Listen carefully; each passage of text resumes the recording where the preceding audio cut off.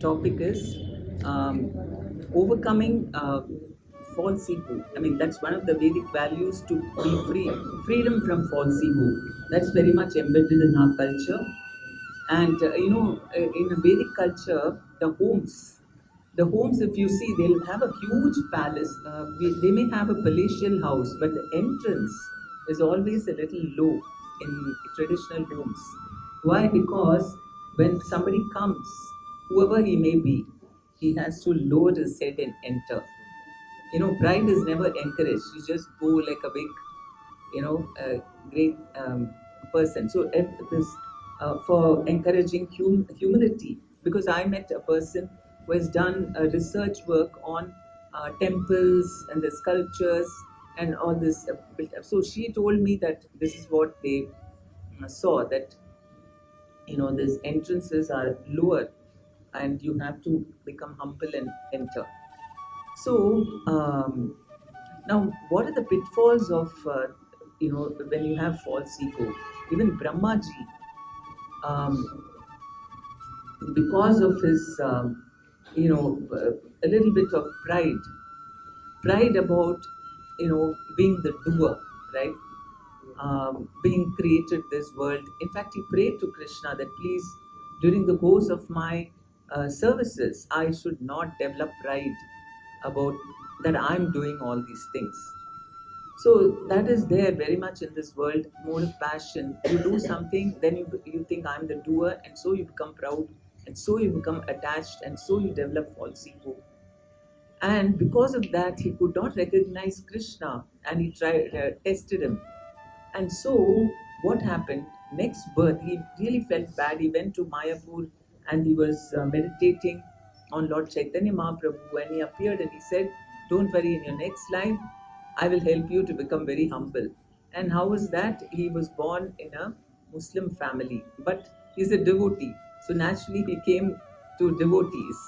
And Muslims also gave him a lot of trouble in the beginning. He was even flagged in so many, flogged in so many marketplaces. They tried to kill him.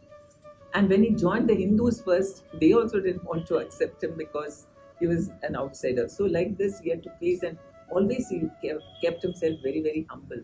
So that is a great quality which whoever you may be, even if you're Lord Brahma, it's not accepted. Like we also, if we, we hear about someone's qualities. Oh, he's a very good scholar or actress or singer or whatever.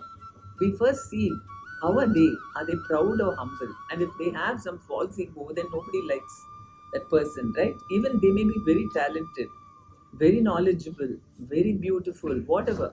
But if they have lack of humility and they feel very proud about it, we don't like them. So we see this trying to develop overcoming false egos are very deeply, I mean, the most important quality, in fact. Even Chaitanya Mahaprabhu says this is the quality you have to acquire in order to make progress in spiritual life. Only quality. Mother of all qualities is when you don't have false ego. So in the Bhagavad Gita it is said, how can you become self-realized when you are not attached to the results of your work? Then you immediately will become self-realized. So why do we become attached to whatever we do? Because we think I'm doing it.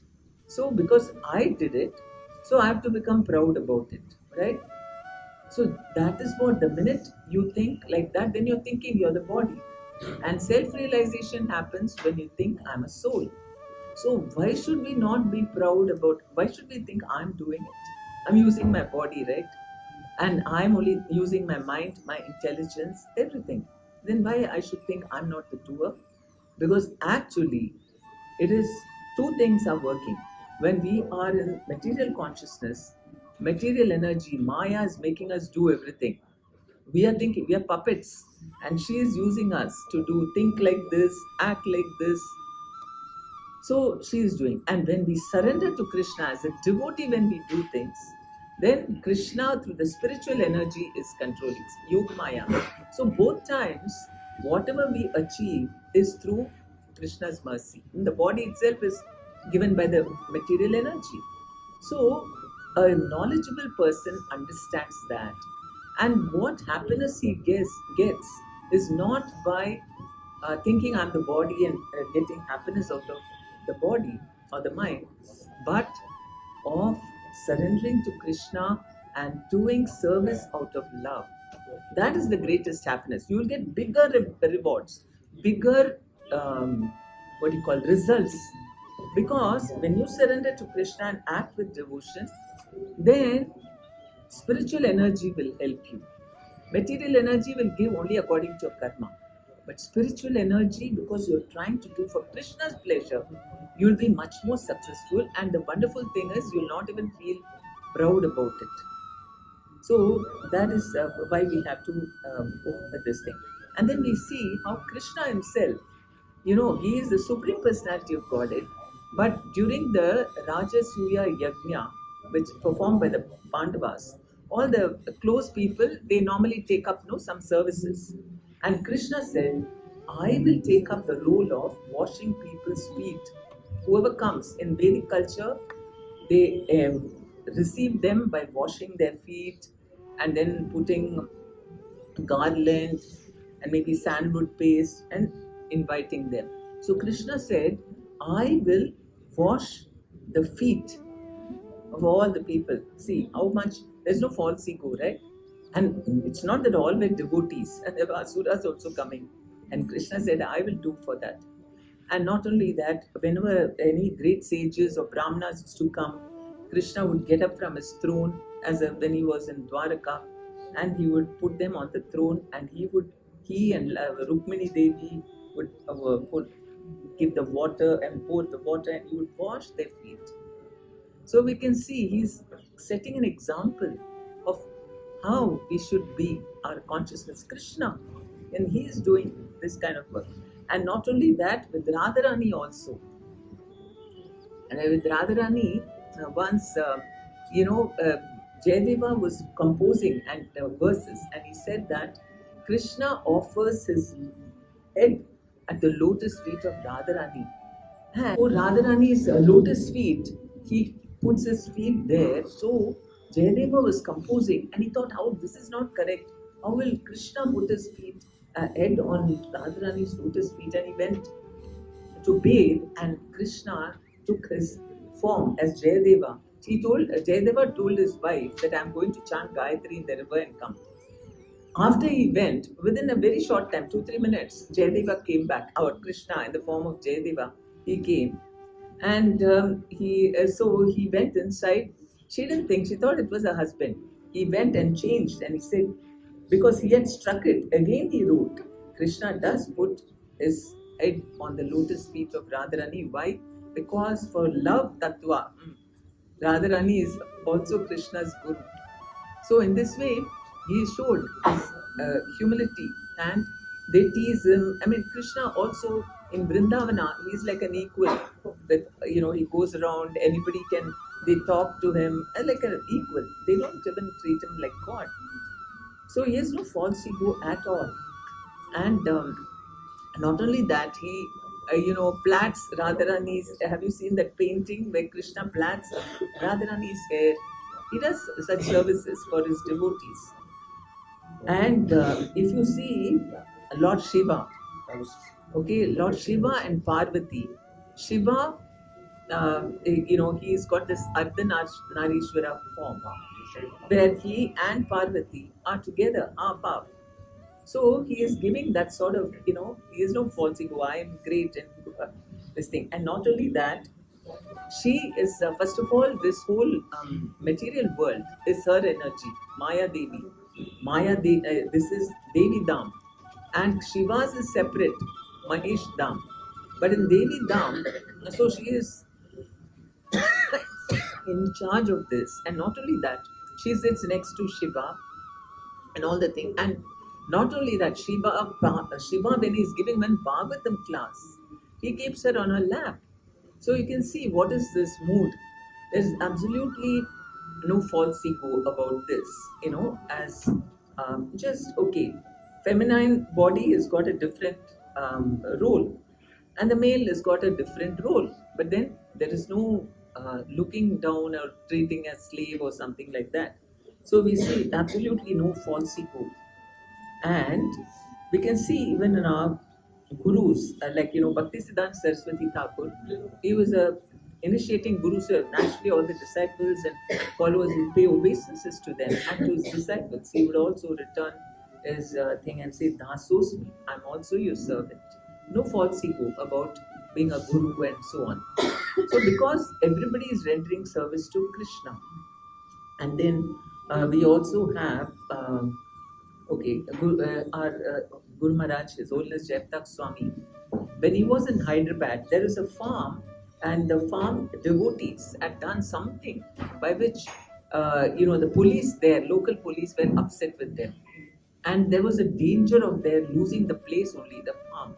Then purchased the farm; it's our own farm, and so Prabhupada, Guru Maharaj, when he visited that place, he just, they told him about this, and then he got up and he started walking towards the police station.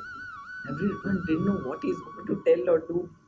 Just very determinedly he walked, and got into the DSP's room, and he went straight under the table and he touched his feet. And he said, I apologize on behalf of all the devotees. Please excuse them. And here is a big Swamiji, one of the topmost leaders of ISKCON, is coming and touching the feet. And that really changed their this thing. They said, okay, we forgive you. So we can see no false ego in such personalities. And the king of Orissa is always, we know that he sweeps the road, right? Not everybody does that. Not every king sweeps the road for the Lord or something. Only in Orissa.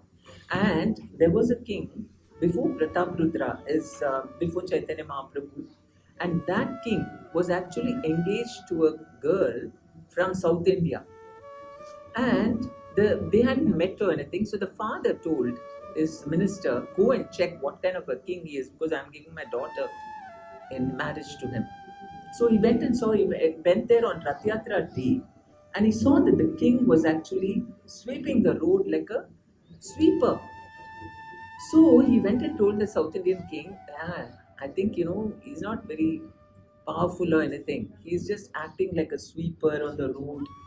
So I think he's quite weak. This is what he gave a report, because you don't have Rajas doing that, and at least I don't know. Maybe there would have been exceptions, of course, but generally that's not the rule. So he cut off the thing. He said, no, I'm not giving my daughter in marriage. And when the king of Orissa came to know what was the reason, then he got very mad. I am serving Jagannath, for that sake you're cutting off my the marriage alliance. So he attacked him, and he prayed to Jagannath and went there and he defeated him, and then the king gave his daughter. So that is that is our culture. I mean, even the king, he thinks, even in Travancore, Travancore in Kerala, the king there during British time, Tipu Sultan's time, he said, I'm not the king of the place, and he would keep the crown at lotus feet of Padmanabha Swami. And he would say, by this mercy only, this kingdom is being governed. So much so that once when Tipu Sultan attacked, suddenly he got news that they were all coming. And he didn't know, they were not prepared. So he went to the Lord and prayed, what do we do now? And suddenly there was a big dust storm, and Tipu Sultan had to go back. So in this way we see how even rulers, or whatever it is, no identification with the body, but I'm a servant of Krishna.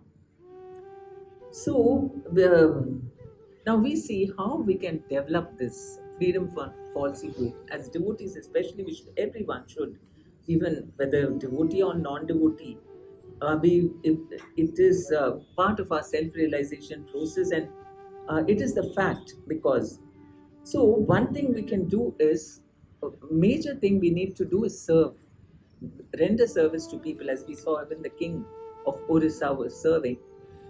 and praise people. These two things. Serving, in earlier times, in our families and all that, I don't know if nowadays they do massaging, elders, right? We had that. Of course, there are other services also, but one major, very personal service is massaging the feet of elders, of Vaishnavas, of Guru. So then what happens? It a regular on a regular basis. That's why somehow I don't know. Indians have lost the culture, and so we don't know how to even massage properly. If you go to Russia, they're all very good masseurs. Everyone, and this is the service they would like to offer. Of course, they do it for many of them are professional masseurs also, even Matajis, but they also offer as a service. So we can do that.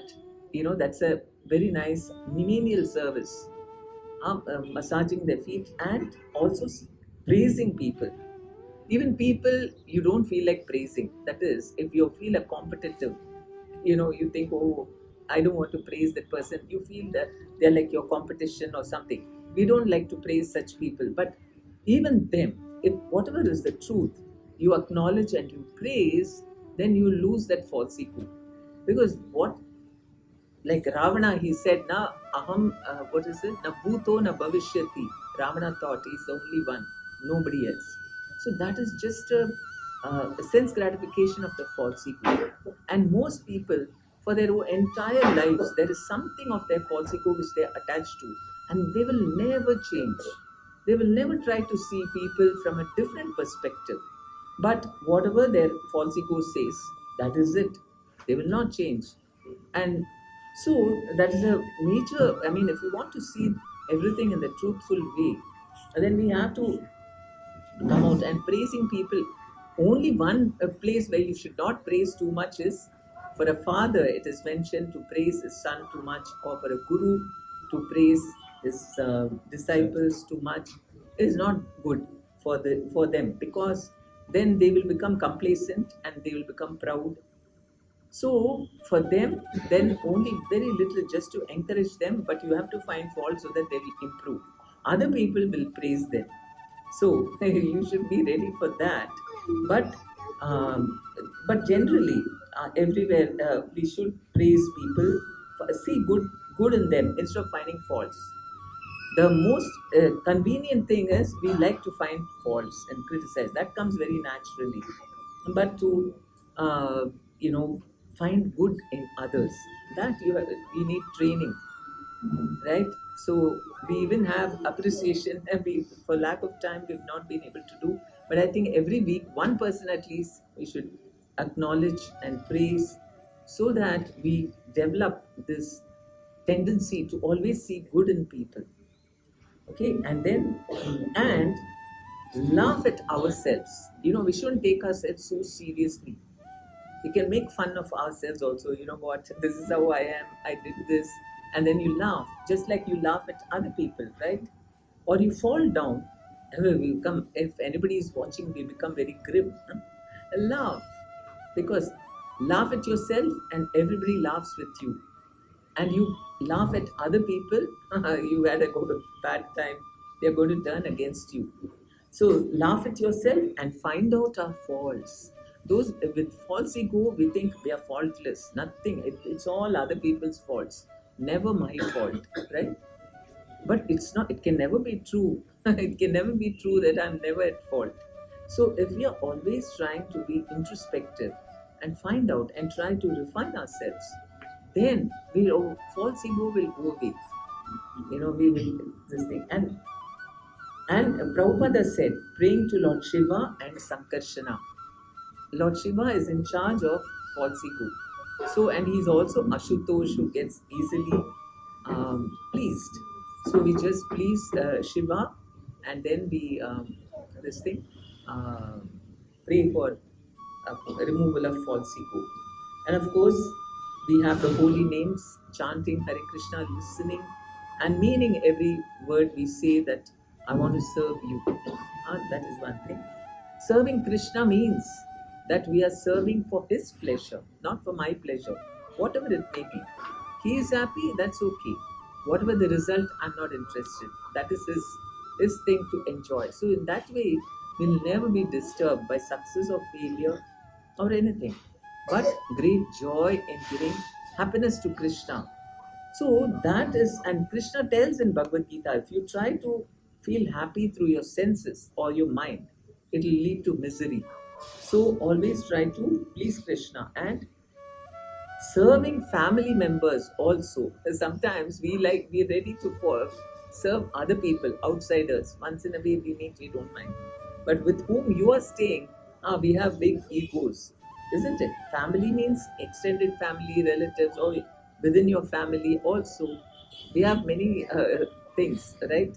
I will not. We have lot of ego with close people, even friends or anything. Here within our circle, then we don't want. We have a lot of false ego comes up much more. Competition, envy, all this comes in close circle. We don't feel envious of Adani or Ambani and all that, and that's far away. And he's too rich. I can never even hope to be a Ambani or Adani. But among close circles, so we have to try and serve everyone. It's most difficult to serve within your family because you think, oh, if I do too much, whatever. It is a very complicated system of false ego. And we sing regularly, Sakale Sammana Purite Shakati Devonata Jata Jata to Gurudev, that please give me the Shakti to respect everyone. Sakale Sammana Purite Shakati and Tabito Gaibo Harinama Sukhe Aparada Bhavayata. Only then I will get um, Tabe no Kripa, no. Um, सकली समाना कुरिते शकति देखना तो जाता tab tabito gaibo harinama sukhe. Only then we'll get the taste of chanting harinam and feel great happiness. Harinama sukhe aparadha vabhikata, and we won't be committing offenses. So that is a very important Vedic value. Thank you very much. Hare Krishna. Hare Krishna.